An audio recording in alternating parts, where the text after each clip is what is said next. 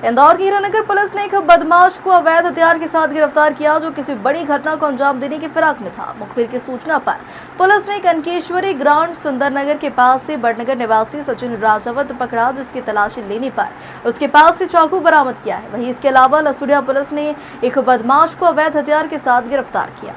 हाँ, हमारी टीम में सक्रिय है। पूर्व में जो घटना में इजाफा हुआ था चाकूबाजी का, उस पर से हमारी टीम के द्वारा एक सचिन रजावत जो बड़नगर उज्जैन का रहने वाला है, जो इसी फिराक में था और संदिग्ध मान करके उसकी जैसे चेक किया गया तो उसके पास से एक धारदार चाकू बरामद हुआ है, जिसमें से आर्म्स एक्ट की धारा 25 के तहत प्रकरण पंजीबद्ध कर लिया गया है। इस हमारी विवेचना जारी है। इंदौर कलेक्टर आशीष सिंह ने बड़ी कार्रवाई करते हुए एक पटवारी को सस्पेंड कर दिया, जबकि नायब तहसीलदार की जांच जारी है। कलेक्टर ने बताया कि 3 दिन पूर्व शिकायत मिली थी, जिसकी जांच करने के बाद पटवारी को सस्पेंड कर दिया और मामले की आगामी जांच जारी है। देखिए, एक ऐसी शिकायत अभी हमारे पास 3 दिन पहले आई थी और एक रिकॉर्डिंग भी आई थी। तो वो जो रिकॉर्डिंग थी उसमें पटवारी से का जो संवाद के अंश थे वो थे।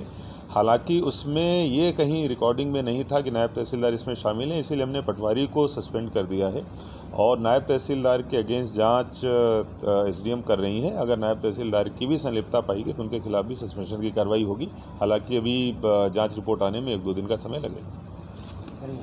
इंदौर में एक डॉक्टर और लैब संचालक ने बुजुर्ग महिला ने ठगी करने का आरोप लगा है। डॉक्टर व लैब संचालक ने महिला को HIV पॉजिटिव बताकर ऑपरेशन के लिए 2.5 लाख रुपए मांगे, लेकिन जब महिला ने दूसरे लैब में टेस्ट करवाया तो डॉक्टर की पोल खुल गई।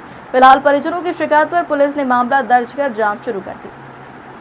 देखिए, ये बहुत ही शर्मनाक घटना है और मेडिकल एथिक्स के विरुद्ध है। पंडीनाथ में एक 75 वर्षीय सीनियर सिटीजन महिला थी जो अपने घर में गिर गई थी। फ्रैक्चर हो गया था कूल्हे में और वहां पर फिर वो वहीं के एक हॉस्पिटल में डॉक्टर रजनीश के पास इलाज के लिए गई थी। पहले 40,000 रुपए की डिमांड की गई और 2 दिन बाद एलिजा रिपोर्ट में उनको कोरोना पॉजिटिव, उन्हें एड्स पॉजिटिव बताया गया और फिर 2.5 लाख रुपए की डिमांड की गई। बाद में 3 महीने तक ये जो परिवार रहा वो बड़े दहशत में रहा। HIV अपने आप में एक ऐसी लाइलाज बीमारी है और उसके साथ जो सामाजिक प्रतिष्ठा है वो भी जुड़ी रहती है। और इसके बाद जब MI हॉस्पिटल में फिर से टेस्ट कराया गया MIH हॉस्पिटल में, तो पता चला कि महिला जो है एलिजा टेस्ट जो है उसमें एड्स से पीड़ित नहीं थी। ये शिकायत थाने में आई है। इसके हर पक्ष की हम जांच करवा रहे हैं और ऑल इंडिया मेडिकल एसोसिएशन को भी हम लिखेंगे अगर निश्चित तौर पे इसमें डॉक्टर की तरफ से लापरवाही की गई या अपने मेडिकल एथिक्स के विरुद्ध काम किया गया और BNS के तहत भी हम इसमें अपराध भी कायम करेंगे। तो इन सब चीजों का हम परीक्षण कर रहे हैं और जांच में जो भी तथ्य सामने आएगा उसके अनुरूप हम निश्चित तौर पे कार्रवाई करेंगे। हम हर पक्ष पे करेंगे। देखिए, सबसे महत्वपूर्ण चीज ये है कि एड्स के पेशेंट के एलिजा टेस्ट के में से पहले भी क्लिनिकल और पैथोलॉजिकल चेंजेस होते हैं। उसको बिना चेक किए एक बुजुर्ग महिला जो 75 साल की है, एड्स में लोग पूरी तरीके से एनीमिक हो जाते हैं, हीमोग्लोबिन का लेवल पे चेंजेस होता है, बहुत से चेंजेस होते हैं जो एड्स के पेशेंट के साथ रहता है। तो वो क्लिनिकली और पैथोलॉजिकली भी वेरीफाई करना था और ये बिल्कुल मेडिकल प्रैक्टिशनर की एथिक्स के विरुद्ध है कि ज्यादा पैसा लेने के लिए एड्स जैसी लाइलाज बीमारी बताकर पैसा बढ़ाना, 2.5 लाख रुपए मरीज से वसूलना, ये कहीं से भी उचित नहीं है। इसके आपराधिक कॉन्सिक्वेंसेस पे भी हम फोकस कर रहे हैं। अगर इसमें क्रिमिनलिटी इन्वॉल्व रहेगी तो निश्चित तौर पे हम कार्रवाई करेंगे और ऑल इंडिया मेडिकल एसोसिएशन को निश्चित तौर पे पत्र लिखा जाएगा। इस तरीके के डॉक्टर रजनीश जैसे जो डॉक्टर हैं उनके विरुद्ध कार्रवाई की जाए और उनका जो मेडिकल का लाइसेंस है प्रैक्टिस का उसको भी निरस्त किया जाए। इंदौर के विजयनगर पुलिस ने 2 मोबाइल लुटेरों को गिरफ्तार किया। पुलिस गिरफ्त में आए बदमाश छत्तीसगढ़ के डॉक्टर का मोबाइल लूट कर फरार हो गए थे, जिसके डॉक्टर के द्वारा थाने पर शिकायत दर्ज कराई थी, जिस पर पुलिस ने कार्रवाई करते हुए दोनों आरोपियों को गिरफ्तार कर लिया।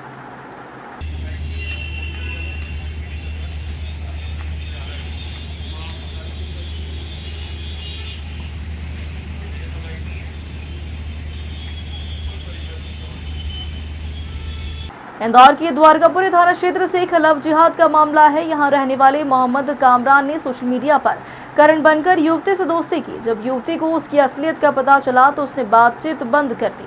इसके बाद भी कामरान लगातार उस पर शादी का दबाव बना रहा था। पीड़िता की शिकायत पर पुलिस ने मामला दर्ज कर आरोपी की तलाश शुरू कर दी। देखिए, इसमें फिरोजाबाद का रहने वाला जो मोहम्मद कामरान था, वो द्वारिकापुरी में रहने वाली एक युवती के साथ करण बनकर उसने बातचीत शुरू की और बाद में फिर उसने शादी करने की धमकी देना शुरू किया और परिवार वालों को धमकाना शुरू किया। प्रथम दृष्टया संज्ञेय अपराध पाए जाने पर उसके विरुद्ध मुकदमा दर्ज कर लिया गया।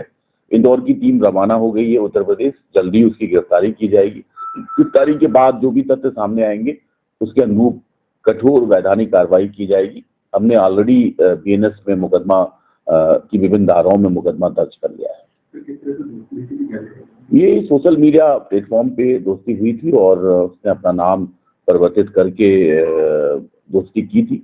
इन सारी चीजों को हम अपनी विवेचना का हिस्सा बनाएंगे और जो संबंधित धाराएं हैं बीएनएस की, हम उसमें बाद में धाराओं का भी इजाफा करेंगे।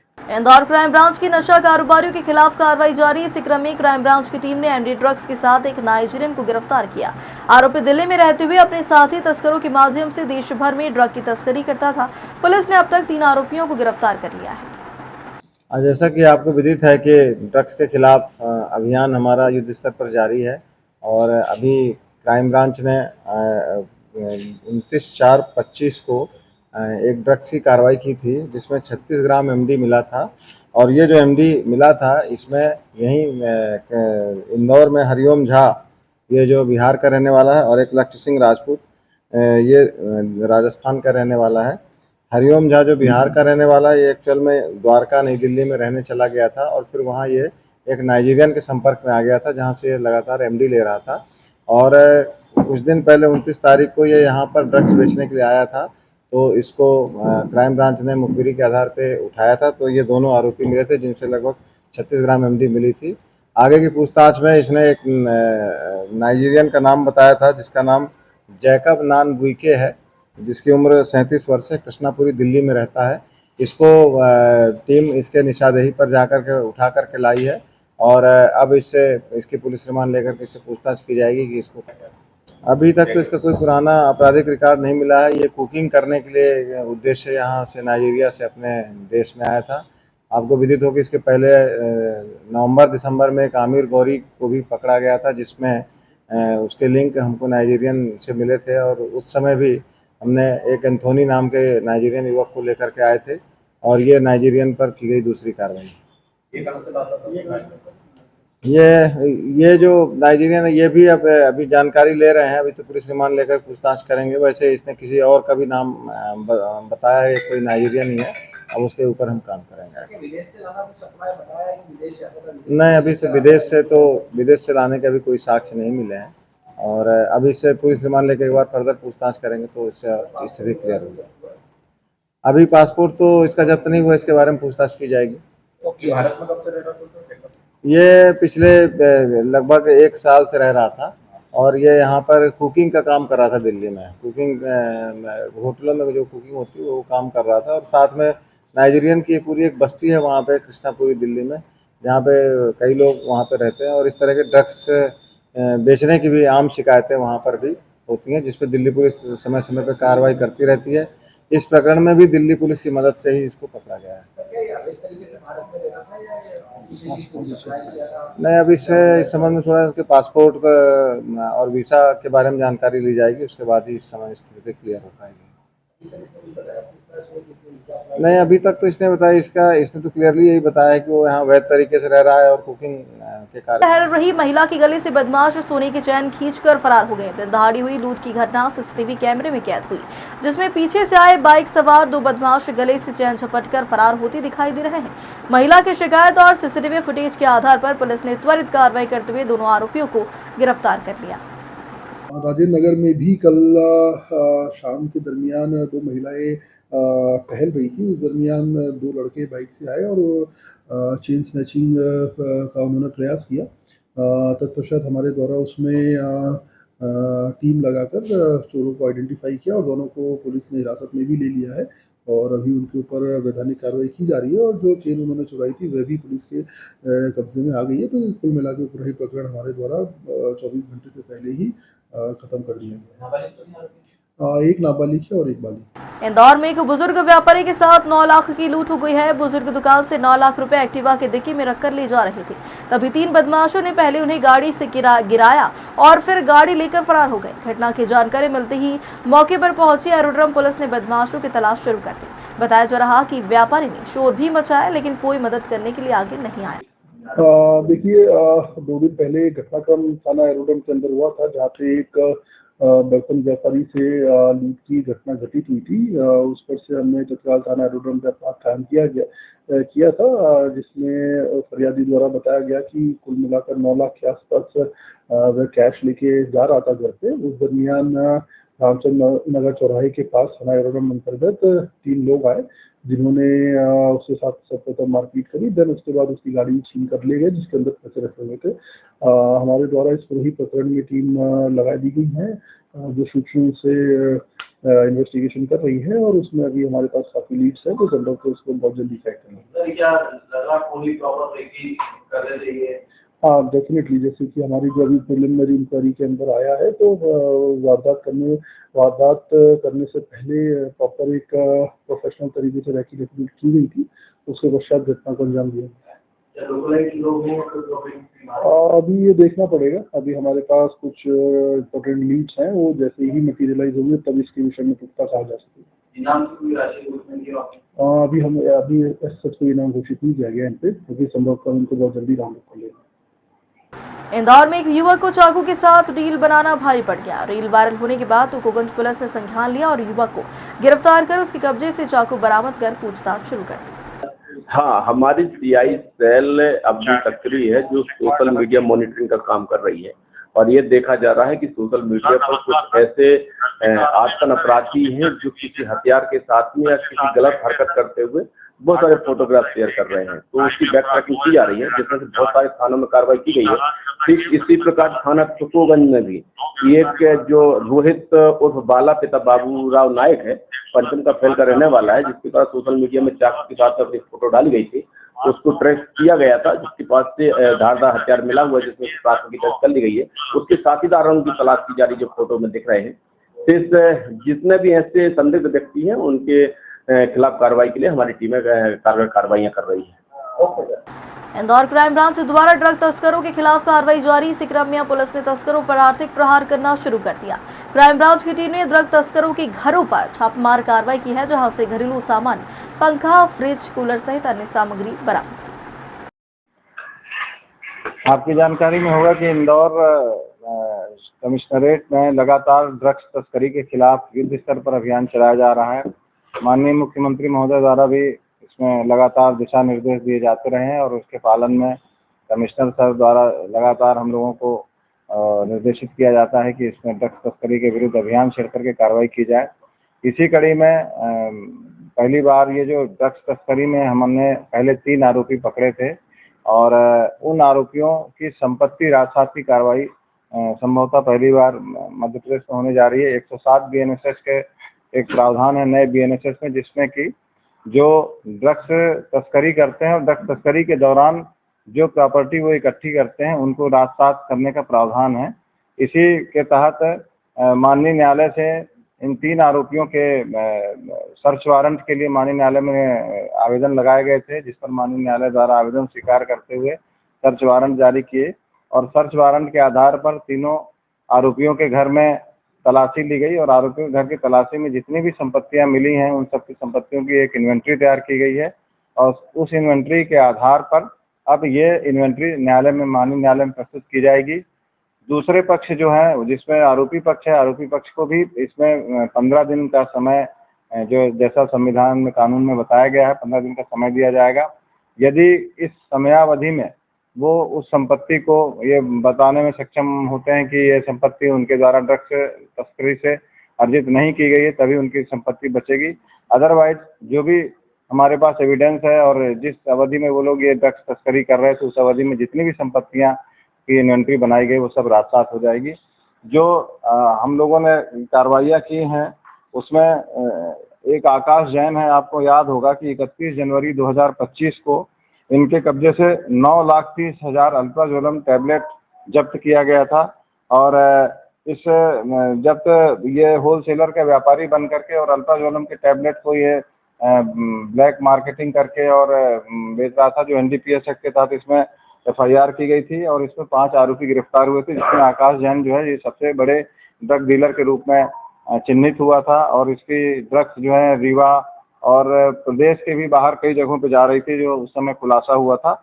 इसी तहत इसका जो मकान है 105 शारदा अपार्टमेंट मालवीय नगर भोपाल, यहाँ पर सर्च वारंट लेकर के पुलिस द्वारा इसके मकान के अंदर सर्च किया गया और जो संपत्ति की इसमें कल पूरी सूची हमारे इंस्पेक्टर माधव के द्वारा बनवाई गई, जिसमें कि टोटल 21 लाख रुपए की संपत्ति अभी तक इसमें उनके यहाँ की जो सूची बनी है, जिसमें कि 2 फ्लैट हैं, 2 दुकानें हैं, सोने के आभूषण हैं, 2 पहिया वाहन हैं, fridge, cooler, TV, washing machine, अलमारी, पलंग, पंखे और यहाँ तक कि ड्रग्स खरीद बेचने और इनके जो व्यापार के दौरान अर्जित किए हुए और भी जो सामग्री है, जैसे किचन के सामान है और अन्य सभी सामानों की सूची बनाई गई। कुल 21 लाख रुपए की संपत्ति की इन्वेंट्री तैयार की गई है, जो अब माननीय न्यायालय में प्रस्तुत की जाएगी।